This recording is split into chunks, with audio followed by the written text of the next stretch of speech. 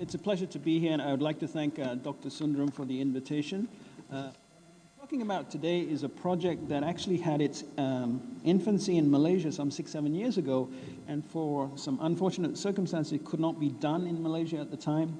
So the student who was working on this project was at UPM, Zulfitri Mat Azwan Daud, and with a grant from the Ministry of Higher Education in Malaysia, he came to Wayne State University to pursue this work because we had an interest in lipids, and he had an interest in dialysis patients. So the work I'm presenting, this is not published, so I'm going to call this preliminary.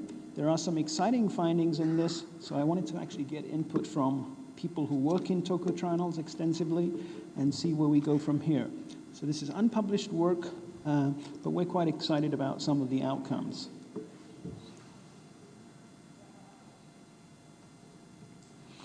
I guess it helps to switch the microphone on. Okay, so chronic kidney disease is basically a progressive decline in kidney structure and function. And eventually, what happens is materials that you're supposed to be excreting from the body stay inside. So, of course, there is toxic buildup, and that leads to all sorts of abnormalities. Chronic kidney disease is characterized based on an estimated glomerular filtration rate. And if you have an estimated glomerular filtration rate below a certain number, then that is classified as end-stage renal disease. If we look at end-stage renal disease incidence, and this is figures for the United States, there's been a progressive increase over the years, and then starting in sort of the year 2000, there's been a plateau. But since the population in the US has also been increases, the actual number of cases has gone up. Globally, the US ranks as second when it comes to end-stage renal disease. And if we look at Malaysia, Malaysia is pretty high up when it comes to the South Asian region. It has a higher incidence than Singapore. So end-stage renal disease is a problem. And when it comes to treatment for end-stage renal disease, we have various options. Obviously, kidney transplantation is one, but that's something you don't necessarily want to go to because that involves surgery. And of course, you have to wait for a donor. Some of the common treatments is, one is peritoneal dialysis, where the peritoneum is actually used to filter the toxic substances. However, in the United States, hemodialysis is the preferred mode. In the case of hemodialysis, patients typically have to go to a renal clinic where they are hooked up to a dialyzer, and they spend essentially 4 hours, 3 days a week. So in terms of lifestyle, that has a huge impact on your lifestyle because you're essentially committing 3 days and almost 12 hours a week to basically being hooked up to a machine. Once you're hooked up to the machine, you get dialyzed, but since you have end-stage renal disease, there are various complications which you want to slow down. In terms of the impact of CKD on morbidity and mortality, the risk of hospitalization is actually large, and a lot of the patients have increased cardiovascular events as CKD progresses. And the majority of these patients will die due to cardiovascular disease. And cardiovascular disease is characterized by an abnormal lipid profile. So in the case of long-term management of end-stage renal disease patients, since their nutrition is compromised, you have to come up with some sort of dietary intervention. They invariably have inflammation, chronic anemia, and renal osteodystrophy. I want to spend a couple of minutes just talking about the pathophysiology of cardiovascular disease in these patients. As there's a decrease in renal function, what you see is a decrease in the clearance of cytokines, and you see an increase in uremic toxins. These patients are also anorexic. They have got decreased protein and energy intake, and they have decreased antioxidant intake. And one of the reasons for decreased antioxidant intake is patients are told to avoid fruits and vegetables because they're trying to control potassium levels. So they're not taking in fruits and vegetables, so they're not getting vitamin C, they're not getting vitamin E, and so there's a decrease in antioxidants. And as a result, there's increased oxidative stress. There's also dialytic factors, which basically center around vascular access to the catheter during dialysis. And this couples and leads to inflammation. Various comorbidities, including infections, diabetes, and congestive heart failure, also compound the problem by increasing inflammation. There's increased energy expenditure, decreased protein intake. So basically, there's protein energy wasting. All of this is also superimposed with dyslipidemia, which is the interest that our laboratory had. So at dyslipidemia in these patients, you've got delayed catabolism of triglyceride-rich lipoproteins. So you have basically hypertriglyceridemia, and you have decreased HDL cholesterol. And together, you've got an increase in cardiovascular disease. So what are the dietary interventions? Because our focus and my students' focus was basically on dietary intervention. So what you want to do is to basically come up with some sort of diet for these patients so you can reduce morbidity and mortality. And there's a limited number of studies in this topic, and the dietary interventions people have looked at so far include anti-inflammatory agents, antioxidants, and things that will generally improve the lipid profile. And when it comes to treatment strategies, current recommendations from the Kidney Foundation, this is from 2010, basically say first you should evaluate and treat intercurrent events and comorbidities that cause inflammation. You should evaluate and handle potential dialysis-related causes of inflammation. And importantly, what we're interested in, consider possible anti-inflammatory treatment strategies. And besides using conventional agents, nutritional intervention is recommended. And the current nutritional interventions that are accepted is treatment with omega-3 fatty acids, vitamin E, soy isoflavones, and genistein. So our interest was actually on the omega-3 fatty acids and vitamin E, specifically tocotrienols. The work with the omega-3 has been published recently, so I'm not going to go into that. What I want to focus for the rest of the talk is on what happened with tocotrienols. A brief thing about tocotrienols in relation to this particular study. In hemodialysis patients, we know they have elevated NF-kappa B, tumor necrosis factor alpha, IL-1, IL-6, IL-8, STAT3, cyclooxygenase. And then if you review the studies that have been published on tocotrienols, those in vitro studies show tocotrienols inhibit NF-kappa B, inhibit tumor necrosis factor alpha, IL-1, IL-6, IL-8, STAT3, cyclooxygenase. So it made sense to feed tocotrienols to these dialysis patients, in which we've got an elevation on those markers, and see if they were beneficial. Now, in reviewing the literature on the effects of tocotrienols before feeding them, in terms of antioxidant properties, we know that tocotrienols are more antioxidant, they have a greater antioxidant capacity than tocopherol. In terms of anti-inflammatory effects, tocotrienol-rich fraction with the various isomers reduces IL-6 and cytokines, and a higher concentration may actually upregulate. And then alpha-tocotrienol inhibits LPS-induced secretion of TNF-alpha, IL-6, and macrophages, for example. As far as lipid effects are concerned, a lot of people like to believe that tocotrienols are beneficial, but if you actually review the data, it's not that clear-cut. Animal studies show that tocotrienols suppress HMG co-reductase. Now, HMG co-reductase is the rate-limiting enzyme for cholesterol synthesis and is the target for statin drugs. And cell culture studies have shown that tocotrienols accelerate the degradation of the enzyme. So their inhibitory effect on HMG can actually be supplemental or synergistic to the statin drugs. In HepG2 cells, as well as some rat studies, tocotrienols attenuate triglyceride accumulation. As far as human studies are concerned, there's been some mixed data. If you go back to the early 1990s, work from Qureshi, work from Grundy, some studies suggested beneficial effects of tocotrienols, others showed absolutely no effect. Some data that there's a synergistic effect with lovastatin, and in fact, there may be some reduced adverse effects of the statins when you feed tocotrienols. More recent studies, early 2000s, reviews from Vicky Mustad and Ronald Mensing, basically said that tocotrienol supplementation was ineffective in altering serum lipids. Now, these were studies that were done in men and women who were hypercholesterolemic, and a lot of these studies were done for 4 weeks duration, because that's a sort of typical time frame if you want to look at LDL lowering. And that's an important consideration in looking at our data.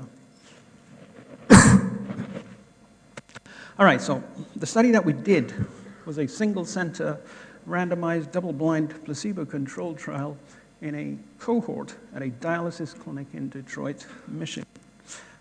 Double-blind, everybody was blinded to what was in there, with the exception of one person, and only when the study was over did we crack the codes. In this cohort, there was 118 patients who were enrolled in this dialysis clinic, and 37 were excluded due to pre-established criteria. 7 declined to participate. So we ended up with 81 subjects that were randomized, and they either got TRF or placebo. The study ran for some 12 weeks, and we took measurements at baseline, week 8, week 12, and week 16. And over the course of the study, we had 3 deaths in the 2 groups. So we ended up with some 77 subjects for which we have data for. And I'm only going to present a portion of that data. So if we go through the methodology, our intervention was placebo or TRF capsules. And these were capsules that were provided by Carotino, and they were basically coated in Japan and then shipped to us.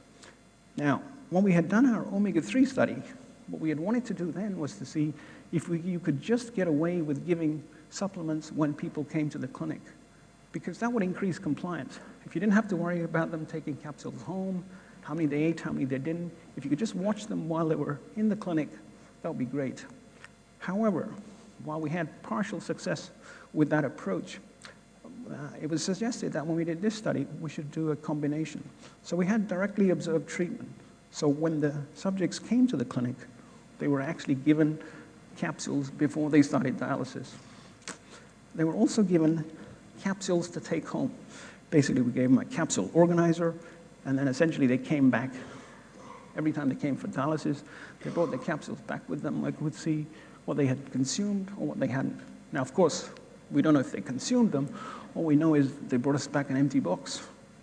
They didn't bring us an empty box. So it's more of a capsule disappearance data. We can't be sure 100% it was consumption. What was in the capsules? Well, the placebo had about 0.24 milligrams of tocotrienols and 0.4 milligrams of tocopherol. And the TRF had 220 milligrams total of various permutations. 180 milligrams was tocotrienol, and 40 milligrams was tocopherol. And that mixed tocotrienols, the gamma tocotrienol was about 50%, 34% alpha, 13% delta. So the laboratory analysis we did was we collected blood at various time points. Standard labs were done, a lipid profile, various inflammatory markers, total antioxidant power. The other thing we have done is we collected the dialysate, which was done at the baseline and at the end of 16 weeks. And then in collaboration with Professor Smriti Gupta, who'll be talking later on, that dialysate is going to be analyzed for metabolites using a metabolomics approach. And there's only one previous study in this type of population that we're aware of where they have looked at metabolites in the dialysate. And that data we should have in about another 3 months. All right, so the characteristics of our subjects. This is the baseline characteristic, essentially about 59 years of age. They had been on dialysis for about 3 years, which was one of the criteria to do this study. Similar weight, BMI, we had males and females. Now, our cohort was predominantly African American. So this study is in African American subjects. If we looked at their clinical characteristic, serum albumin, which was one of the criteria for randomizing, was 3.9 mg per deciliter. And then all the other parameters at baseline were pretty much the same across the 2 groups. So our randomization was pretty successful. So in terms of BMI, serum albumin, hemoglobin, KT over V, blood pressure, and then the fact they were on either diabetic medications, aspirin, or statins. Now, the fact that they were on statins means any changes in lipids could be influenced by statins. Aspirin could have an influence. The data that I'm presenting is total combined. We are looking at subsets from this group to see if there's been effects of statin drugs with the tocotrienols, etc. However, we only have 80 subjects, so we've got 40 per group. So any sub-classification, sub-analysis is obviously going to have limited statistical power, but we are aware of that and certainly are analyzing that to see if we can find something. All right, so if you look at the capsule consumed at home, consumed because, yes, took those boxes away, and then they returned those boxes with capsules, without. If they didn't have them, did they consume them? Did they throw them down the closet, water closet? Did they sell them? Who knows?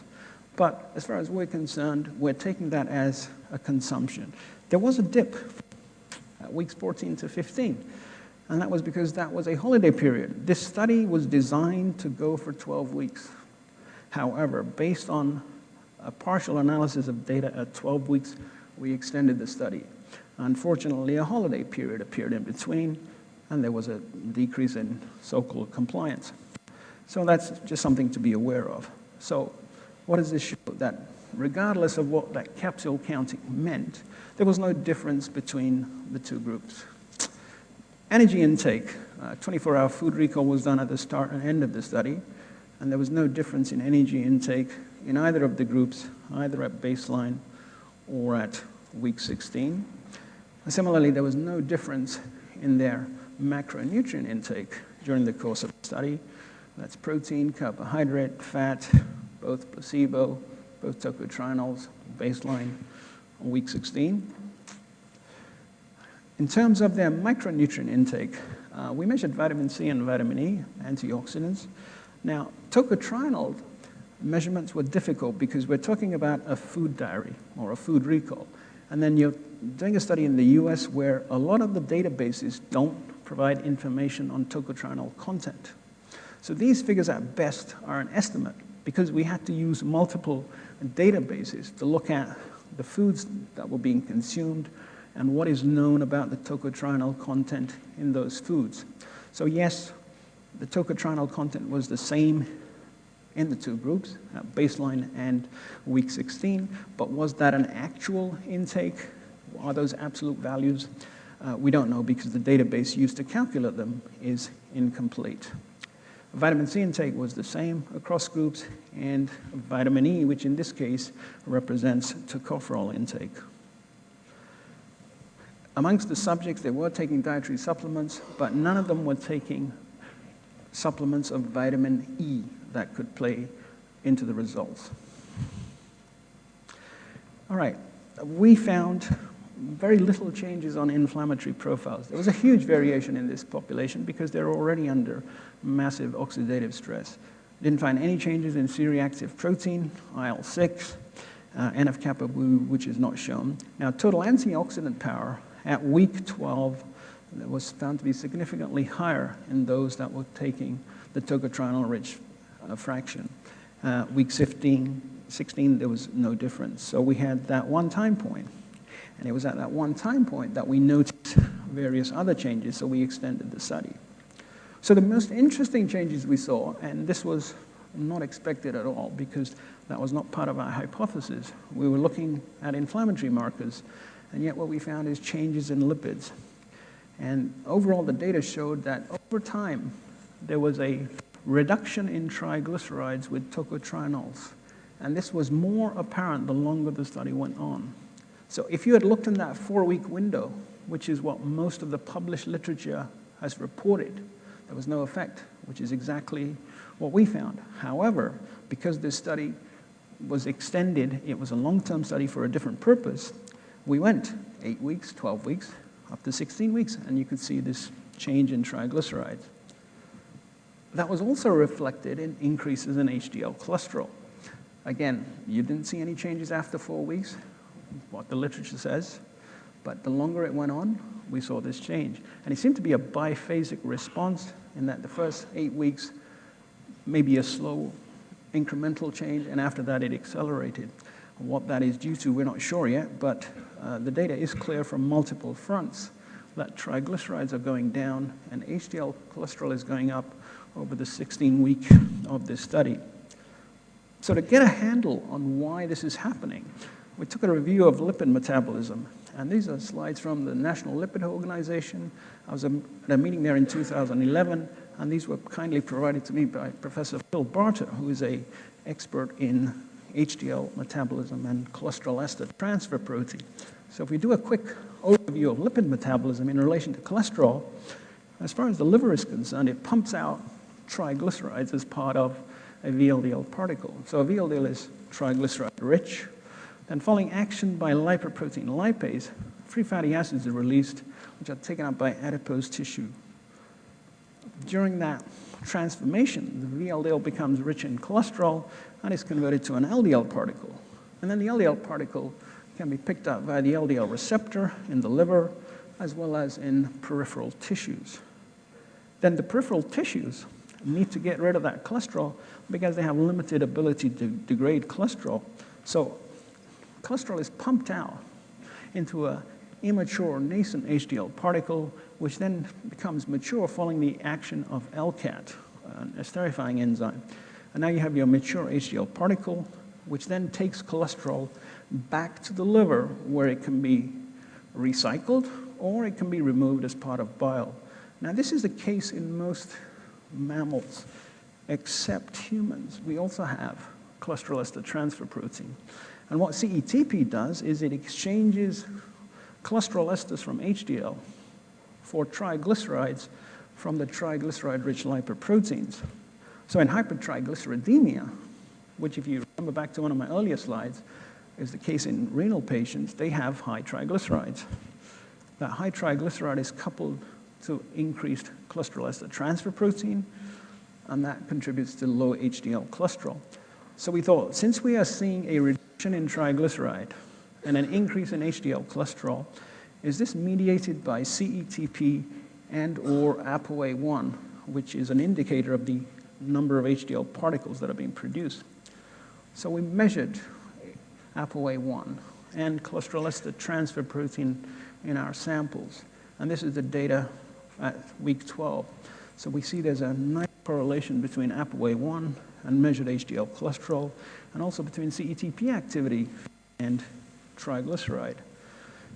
Similarly, at week 16, that data is still there, that correlation is still there. Then when we actually do the quantification, so at week 12, ApoA1 levels are significantly higher in the TRF, but by week 15, there's plateauing off.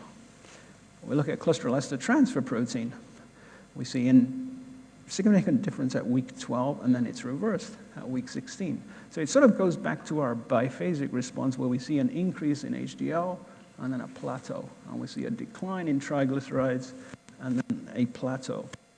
So these renal patients have high triglycerides because of increased VLDL. They have low HDL cholesterol because of increased CETP. So what are we finding? In this study, with the TRF intervention, triglycerides are coming down, so VLDL is coming down, CETP is being inhibited, it's being depressed, and HDL cholesterol is increasing. By this time, we were aware of Chandan's work in the liver. So we went back to the clinic and said, you know what, can you give us some information about these subjects? Because these subjects are supposed to come to the clinic 3 times a week for dialysis, but often they will miss a session because they've been hospitalized, they've gone in for some other intervention. So we looked at the cumulative number of days that subjects were absent or hospitalized over the course of the study. And after month 1, you can see that those on the TRF missed less sessions. So there was less time they spent in the hospital, if you like. And if you look at the cumulative data, for TRF, the cumulative number of days absent or hospitalized was substantially lower. All right, so where does this leave us right now? Well, we've got a reduction in triglyceride. We know that CKD hemodialysis, they have high triglycerides, and that's because of a decreased VLDL clearance. So in this case, with the intervention, we've got a decrease in triglycerides, so that's good. As far as in vitro data to support this, we know there's effects on ApoB100, SREB, G-CoA reductase, and all of that can affect triglyceride. We haven't measured any of those because this was a study done in humans. We didn't have the capability to go and look at all these in hindsight. We weren't expecting a change in lipids. But in future, if we move on to a multi-centered trial, which is what our nephrologists would like, these are some of the targets that we would be looking at. We have an increase in HDL cholesterol, which correlated with the ApoA1 levels. There was also a correlation with CETP. Now, there is a study from Malaysia by Chen et al., which was published in 2011, and that's the only study that we are aware of in which they've also found an HDL increasing effect after 3 months. Now, that was done in healthy older adults. This is a renal population. We don't know if the mechanism is the same. We don't know what would happen in normal subjects if you were to put them on this type of intervention for a long-term period. Is that HDL due to increased synthesis, decreased clearance? Those are some of the things that would have to be established in future. The other thing one has to establish is the HDL composition. The composition of these particles. Is it different post-TRF versus otherwise? So, to summarize, we found no effects on nutritional or inflammatory markers. Is this a dosage effect? Well, we don't know, because the nephrologist did not want to exceed 200 milligrams because of vitamin E's effect on platelets in this population. We've seen an improvement in lipid profiles, triglycerides, HDL. This was also reflected in the total cholesterol to HDL cholesterol ratio, which was improved. As I said, previous studies have generally gone for 4 to 6 weeks when they're looking at an LDL cholesterol lowering, and those previous studies have been done in a healthy population. So is this something that's a time-dependent mechanism? If you were to go to healthy subjects and go 12 weeks, 16 weeks, would you see any beneficial effect? We don't know. And certainly the hospitalization status needs further evaluation because we did see this huge difference, a huge improvement in terms of the number of days missed by subjects on TRF. So finally, I want to acknowledge Zulfitri Mat Azwan Daud, who's a lecturer from UPM. He's going to be finishing his PhD at the end of December, and after which he plans to come back to Malaysia and continue with these studies. Thank MPOC and Dr. Sundaram for supporting this project. Thank Caratina for providing the capsule, the Ministry of Higher Education, as well as UPM for providing Zul with funds. Thank you very much. Thank you, Dr. Khosla. Thank you for an interesting talk. Now we open the floor to questions. Any questions?